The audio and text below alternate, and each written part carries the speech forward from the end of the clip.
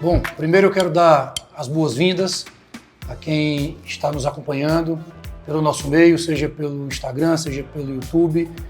Hoje eu estou tendo o privilégio de conduzir um episódio do podcast do nosso meio. Geralmente vocês encontram aqui com Gabriela Veras, que é a nossa jornalista responsável por este canal. Eu estou ao lado de Gustavo do B. Gustavo, ao lado de seus dois irmãos, fundou a Moura do B há mais de 40 anos atrás, uma das principais e maiores construtoras e incorporadoras do nosso país. Já estão há 17 anos aqui no nosso estado do Ceará. Gustavo, eu quero lhe agradecer pelo seu tempo, agradecer por essa conversa que a gente começa aqui agora, agradecer pela parceria da Moura do B com o nosso meio. Muito obrigado.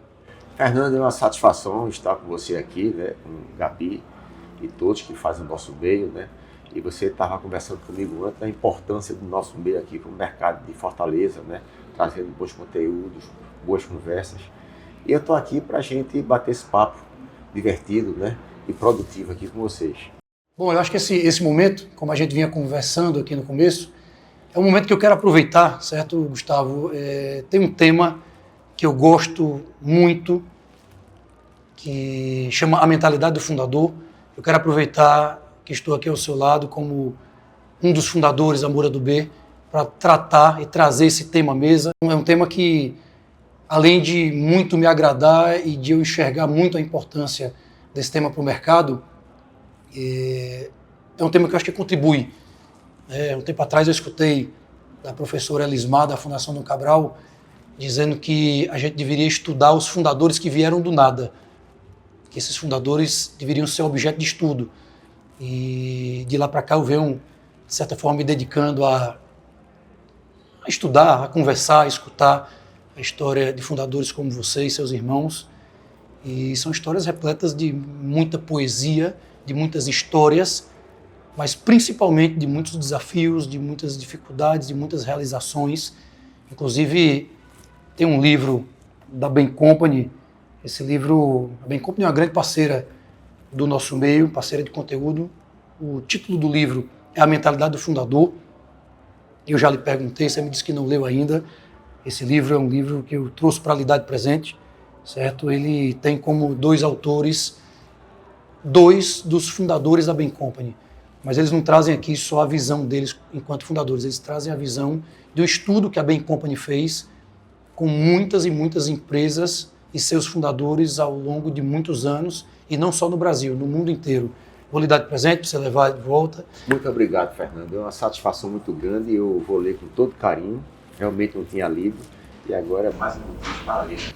E eu queria até fazer uma observação. Sou amigo da professora Elismar. Eita, coisa boa. Inclusive, eu tive um curso na Fundação Dom Cabral, até fora do país, e ela acompanhou comigo um curso de PGA, lá em SEAD, em Fontainebleau, na França.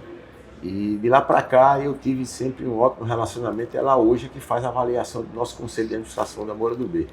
Que coisa boa. A professora Elismar costuma ajudar muitas empresas no Brasil inteiro, não só aqui no nosso Nordeste.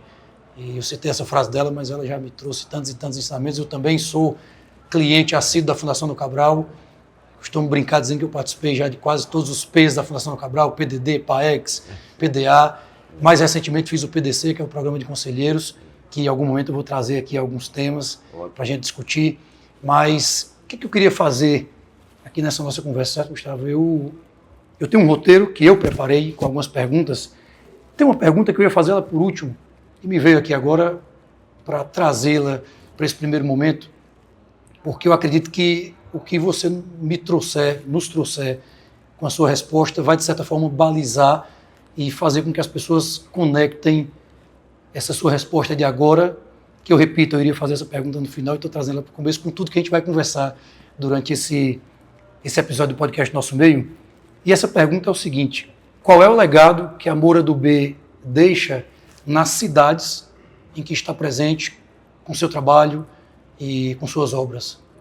Uma ótima pergunta, Fernando. Eu acho que faz parte de quem está nesse nosso ramo, né, de construção e incorporação imobiliária, é você também fazer um bem para a cidade.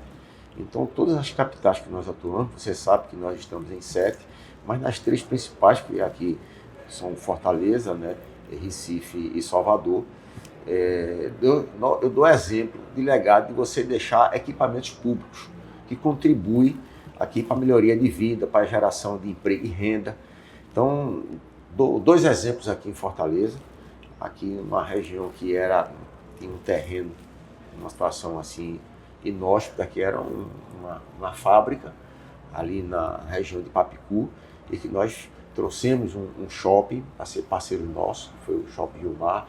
Fizemos um projeto urbanístico muito importante, com praça e diversos edifícios, né? Eu acho que aqui dali é um legado que nós deixamos ali no bairro de Papicu. E também na Zona Norte, na Presidente Kennedy, fizemos a mesma coisa, no mesmo shopping, levamos para lá, fizemos no Boulevard. Então, sempre que você possa fazer seus empreendimentos, nós também fazemos essas gentilezas urbanas que nós chamamos, né? Que seja uma praça, que seja um parque, que seja a melhoria das vias. Então, isso é uma contribuição que a empresa, enquanto incorporadora, tem que deixar para a cidade. Isso é um exemplo aqui, nós temos exemplos também em Salvador, lá em Recife, um empreendimento que nós estamos fazendo um parque com 70 mil metros. Então, são coisas importantes e que a empresa depois é lembrada por esse legado também. Com certeza, grandes contribuições que vocês trazem e deixam aqui em Fortaleza, no caso, mas em todas as cidades que vocês passam e atuam. Eu quero voltar um pouquinho, né, dito isto, vou voltar para a primeira pergunta de fato, e aí eu estou falando um pouquinho, já entrando na questão da mentalidade do fundador, e vou colocar uma discussão na mesa para entender o que é que ele passa a cabeça sobre isso. Uma tríade: complexidade, burocracia e crescimento, certo, Gustavo? Dentro desse livro que eu lhe dei, existe uma frase que diz que o crescimento gera complexidade e que a complexidade é o assassino silencioso do crescimento. Quando ele fala complexidade, ele fala de burocracia, principalmente. E aí eu quero trazer aqui um debate do seguinte: a mentalidade do fundador diz que a gente precisa ter aversão à burocracia, certo? E a gente sabe que a burocracia geralmente tende a travar algumas coisas, mas ao mesmo tempo, acho que eu posso afirmar que a gente não pode viver sem a burocracia. As empresas precisam de burocracia, principalmente para conseguirem manter o controle. Eu estou falando com o fundador da Moura do Bel, empresa de capital aberto, então principalmente as empresas de capital aberto precisam disso, mas ao mesmo tempo a gente lembra de agilidade, e a agilidade é totalmente avessa à burocracia e à complexidade, e a gente precisa ter agilidade dentro da empresa, principalmente agilidade na tomada de decisão e em tantas outras coisas. Como é que o Gustavo do B enxerga esse equilíbrio entre agilidade e complexidade e burocracia dentro do ecossistema de negócio, principalmente da Moura do B? Muito importante a sua pergunta, e eu classifico da seguinte forma: uma empresa, ela precisa ser ágil, ela precisa ter foco no negócio, no seu business, para atrair resultado. Agora, eu diria que não é ter burocracia, é ter governança. Então, a empresa, que quando você vai aumentando de tamanho, você tem que obedecer a um rito, a uma governança, né? Até porque, na hora que, no caso da Moura do B, a empresa de capital aberto, você tem que dar satisfação aos seus acionistas. Então, vamos tirar a burocracia de lado, né? Agora, a empresa não pode deixar de ser ágil. Você pode ter uma governança forte, mas manter a sua cultura de agilidade, de decisões rápidas, porque no nosso ramo você não pode perder tempo. Agora, obedecendo uma governança forte. Muito bom, muito bom. Concordo com você. Quando você traz governança para a mesa, e a governança tem alguma coisa de complexidade e de burocracia dentro dela, repito, por ser uma coisa necessária, né? Quando a gente fala de empresa burocrática, muitas vezes soa mal, mas eu costumo dizer que a gente tem que ter esse equilíbrio, um não invadindo o espaço do outro, e sabendo que é importante você manter esse controle, e que esse controle exige um certo grau de burocracia e de complexidade para que ele aconteça. Eu quero trazer aqui uma outra provocação, e aí eu vou me ater novamente a um outro professor da Fundação Dom Cabral que me provocou bastante. Esse professor foi dentro do PDC, chama Vincent Dubois. O professor Vincent é belga, mas eu brinco que o professor Vincent fala português melhor do que nós dois, ele está aqui há muito tempo, você só sabe que ele é belga porque ele fala nas suas apresentações. E o professor Vincent, ele fala, enfim, uma frase, aí abre aspas, Deus me livre de empresa pobre.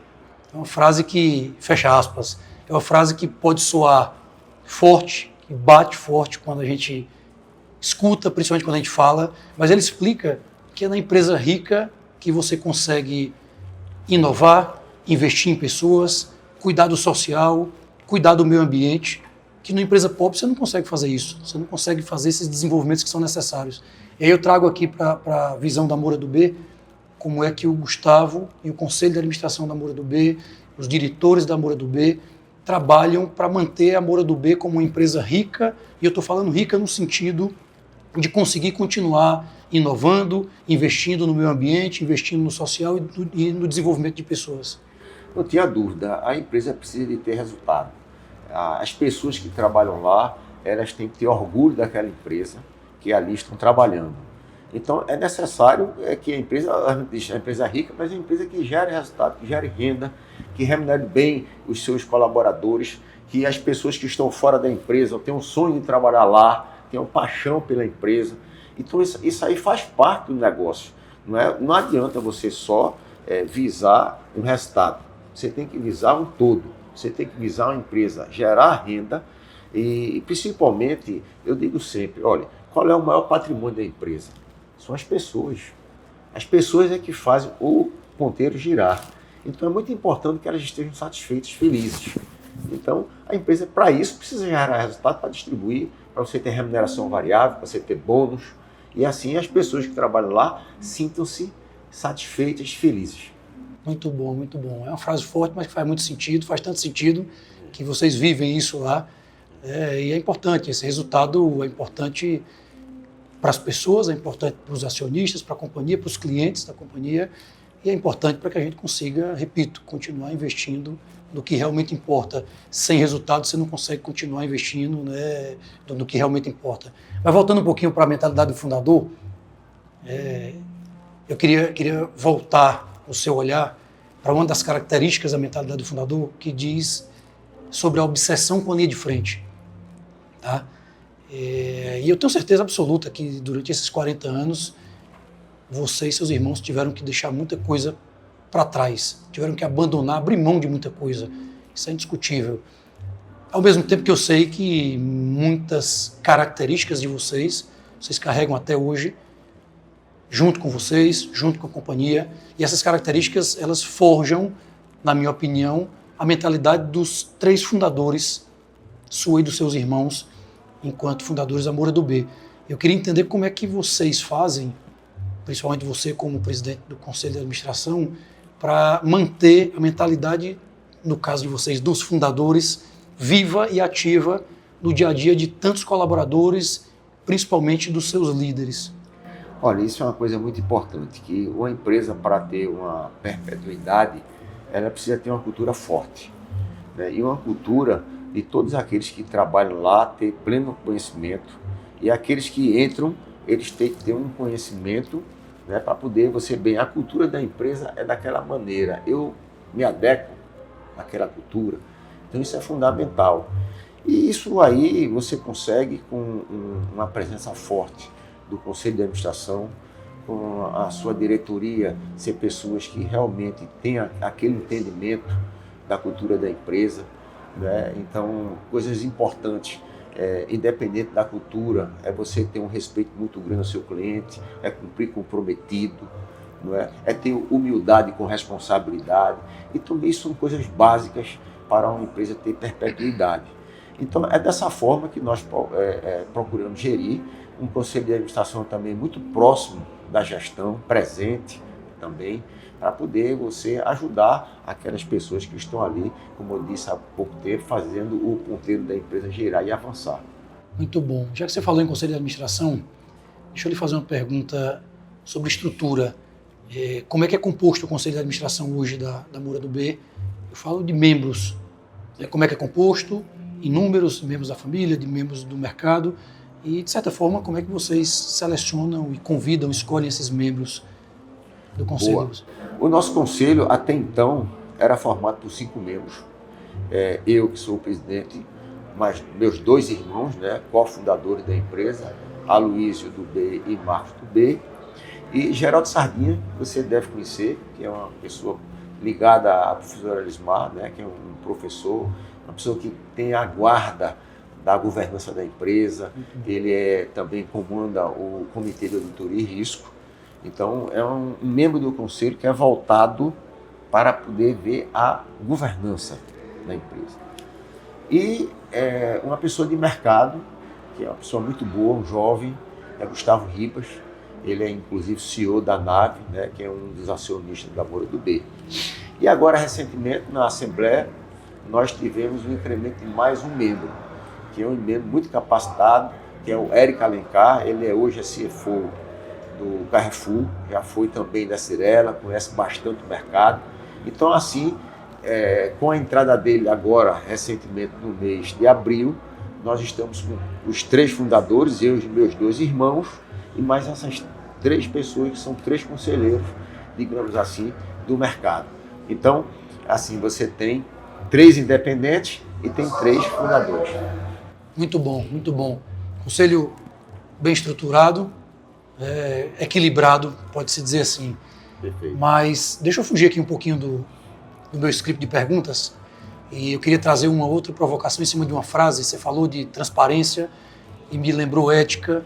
Certo? Tem um grande executivo que eu acompanho tem bastante tempo, que chama Fábio Barbosa, já foi executivo da Natura, já foi executivo do Banco Real, antigo Banco Real, né? Do Santander.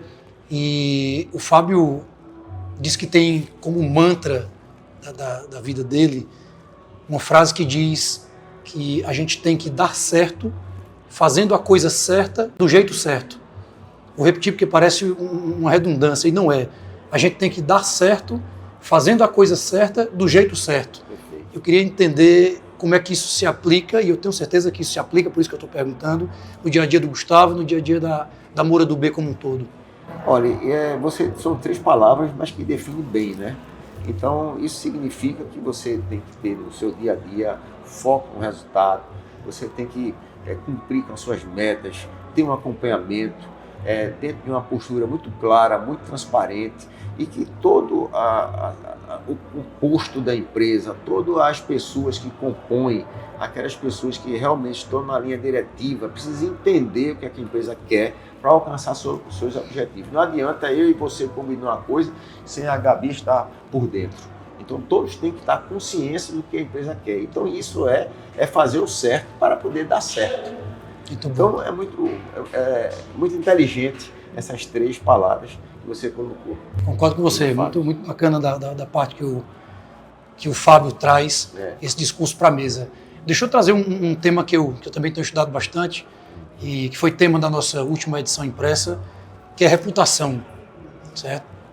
E aí, mais uma vez, eu faço uma pergunta diretamente ao presidente do Conselho de Administração dessa grande incorporadora.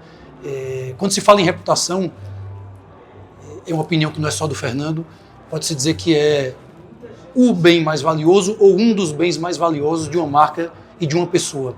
Tá?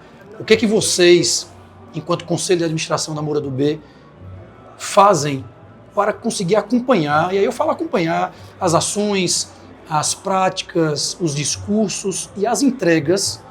Quando eu falo de entregas, eu falo de vivências mesmo do dia a dia, porque reputação eu acredito que é um pouco desse misto do que você comunica, do seu discurso, para o que você vive no dia a dia. Como é que esse tema reputação está na mesa do Conselho da Moura do B e como é que vocês têm olhado para o gerenciamento dele? Olha, primeiro, você disse uma coisa muito certa, principalmente no nosso ramo, né? Uma construtora, incorporadora, ela vende sonhos. Então você vai vender apartamentos na planta. Então a gente vai lançar um prédio hoje que você vai derrubar um hotel para começar um prédio. Então você precisa ter muita credibilidade. Essa credibilidade, ela é construída ao longo do tempo. É um processo de você sempre entregar o que promete. E isso daí é muito claro. Principalmente nós temos uma diretoria que você conhece o seu xará, Fernando Amorim, que está conosco há mais de 30 anos, que são pessoas conhecedoras da cultura da empresa, de ter uma comunicação rápida, direta, objetiva, e sempre com o objetivo de ter seriedade, de entregar o que foi prometido. Então, com isso, a empresa gera uma credibilidade e sempre a responsabilidade aumenta, porque quanto mais você alcança seus objetivos, você é mais cobrado. Então isso é uma coisa enraizada.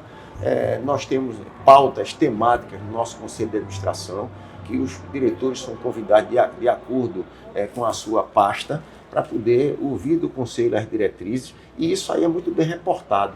E existe uma ligação muito direta da diretoria com o conselho de administração.